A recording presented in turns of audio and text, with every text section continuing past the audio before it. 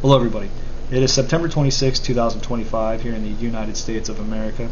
Now this is actually a re-upload of a video that I had originally posted on Tuesday. I didn't quite like how it turned out and I wanted to redo it, and so I figured, well, I would post what was meant to be Tuesday's video today after I had a bit more time to actually prepare for talking about this subject. Now this is about an observation I've had when it comes to American politics and the direction that I think it's heading. Now this video will be fairly brief. I'm just kind of go over things on a surface level, and it's that Americans have always traditionally been in two political camps. You have the Republican Party and its platform, and the Democratic Party and its platform. And I think we're seeing a growing number of Americans become disenchanted with the two-party system and the overall platform of both parties and move towards, I would say, pragmatism and populism. Now, I would say the Republican Party has done a better job at adjusting for this, especially with the MAGA movement and its populist leanings, than the Democratic Party has. But the leadership of both parties really does need to take note of this and take it seriously if they want their parties to remain politically viable, especially in national elections. So I'm going to elaborate a little bit on what I'm saying. So there are policy positions traditionally held by both parties that I think, the first example I'm going to use is war, foreign intervention. I think many Americans are moving away, especially conservative Americans have definitely moved away from being in favor of foreign interventions and war in general. There's a very staunch movement, especially within MAGA and the populist right, to stop getting involved in foreign wars, to bring our military home, to roll back our empire and bring everything back to the direct American sphere of influence here in North America and focus on defending our borders. Now, this happened largely because of disillusionment and dissatisfaction with the interventions in Iraq and Afghanistan and all the American lives that were wasted and wars that were deemed to be unnecessary. And the Iraq War specifically was based on faulty intelligence and outright lies. Americans feel like the lives of their servicemen were wasted for the goals and desires of major corporations and people up in the higher echelons of government who had specific reasons for wanting these wars launched, but reasons that weren't beneficial to the average American. Now, many, I would say, staunch Bush-era Republicans and neocons in the Republican Party want to blame Donald Trump for this attitude, especially because of the things he said in the run-up to the 2016 election. Donald Trump didn't convince young conservatives to feel this way. Actually, it was something that was bubbling up underneath the surface and had been for a long time. This is why actually so many Republicans voted for Obama initially, and then once they realized that his foreign policy was really no different than George W. Bush's, well, they became pretty disillusioned. Now, as soon as a Republican candidate came forward and started criticizing these decisions and criticizing American foreign policy, well, they felt like, okay, great, I have a candidate I can vote for, which is one of the reasons why Donald Trump is so popular amongst young conservatives. This was simmering underneath the surface for a long time. Now, many progressives are actually fairly shocked that it's the young, that it's the conservatives, the young conservatives in the United States are the ones that are pretty staunchly anti-war and anti-interventionalist, and actually anti-America having an empire at all. And it seems like the shoe is on the other foot, and it's now the neoliberals and those in their camp that are promoting foreign interventions and foreign wars, which is very puzzling and perplexing. But it's because there's a strong populist movement welling up in this country, and that I think the Republican Party, as I've mentioned before, has made better adjustments, especially under Donald Trump, better adjustments in addressing this. If you look at the Democratic Party platform, one of the main issues that they have is they have embraced positions on social issues that have become very unpopular over the last 2 decades or so. Having an open border is not something most Americans want. Actually, most people think it's national suicide to do that. And there's a reason why any sovereign, cohesive nation generally has a border that they protect, because when you bring in a massive influx of undocumented people all at once, it starts creating social chaos and starts creating instability. That's just the truth. And I think many Americans are starting to realize that that's just not a workable policy to have.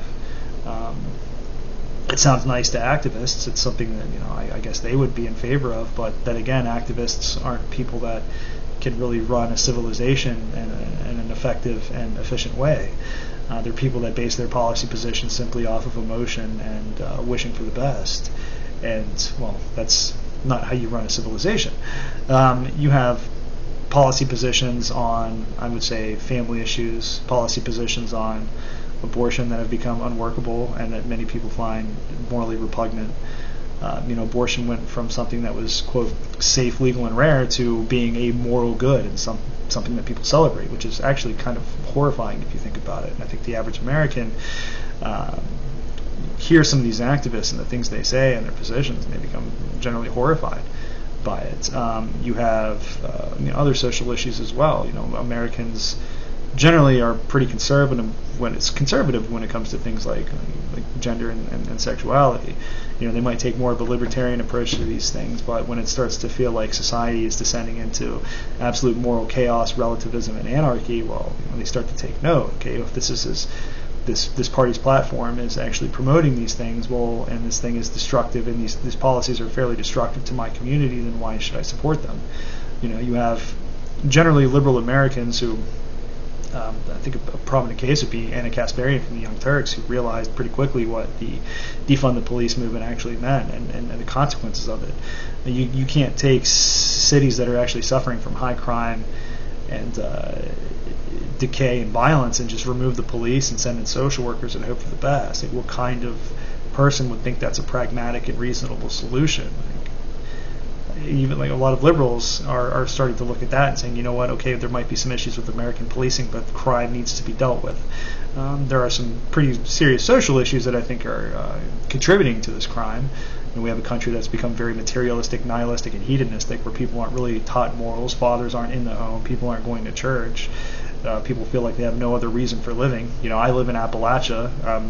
The poverty here is really not what I think causes the crime and the drug use. It's just nihilism and being directionless and not having family structure, not having community, not having church, not having good quality fathers to raise children. That's the main issue here. And why has our society decayed to that point?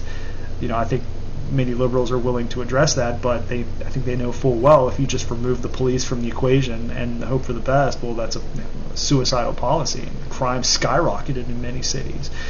People very quickly did a 180 on this and demanded that police departments be refunded. They want to be able to walk down the road and not get, walk down the streets and not get mugged. They don't want to hear gunshots in their neighborhood all the time. They don't want, rampant drug use and drug dealing taking place, feet from their front door. It's not what they want. And it doesn't seem that the Democratic Party is actually offering solutions to these problems other than just what the activists in the party want. So you have a lot of disaffected progressives that are now moving towards, I would say, that pragmatic populism. Now, they still disagree with the Republican Party and many of the Republican Party's positions on social issues, especially when it comes to abortion and gay rights and whatnot. But I think they're a little more concerned with the issues affecting our nation's stability as a whole. And while I would think it's wise for the Republican Party not to abandon its conservative positions on social issues, it should absolutely be willing to talk to these people and work with them and find out, okay, what their concerns actually are and what would Republicans need to do to get them to vote Republican or vote conservative. And I think the Democratic Party, generally speaking, is pretty unwilling because of the influence of the activist class within the party to actually drop their positions on many of these social issues that have become so unpopular. They can't do it. They're tied to the hip with these people, and they're unwilling, it seems, to bring their party back towards the center. If they did, I think elections for them would be fairly easy in the future. A lot of Americans are concerned with student loan debt, and I don't think the Republican Party's addressing that in a very good and satisfactory way at this point. The truth is, unfortunately, many Americans want to go to college to get a better education, and the college system is set up to put them in debt. The government offered colleges subsidies and offered to give students loans for whatever these schools demanded to be paid in tuition, and so they could start charging absurd and unreasonable amounts, and the government would cover it, so people would get these loans and go to college because they felt like, well, they needed to have any kind of meaningful career. And a lot of young Americans right out of high school who don't really know any better, who aren't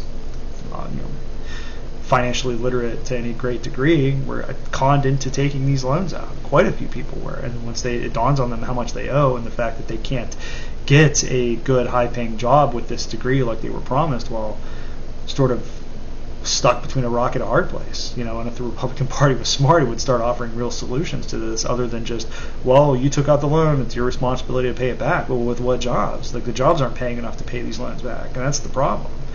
The housing market is getting so bad that the average person with a lot of student loan debt can't afford a house and their student loans at the same time. I mean, they can barely even afford to rent. So what do you do, though, when you have millions of people coming into the workforce that can't get a house, they can't pay for anything because of these loans? And now if the Republican Party was smart, they would start addressing this in a meaningful way, and they would pull even more of these voters that are moving towards populism and pragmatic solutions to things. And I think that's it's been wise of the Republican Party overall to start adopting positions that are questioning Wall Street and the major pharmaceutical companies. It's been wise to adopt more anti-war positions on things. It's been, a smart move for Republicans in general to start, questioning the need for an American empire, to start, questioning the military-industrial complex. It's good that Republicans are starting to, take a look at companies like BlackRock and see the negative impact they're having on the average American.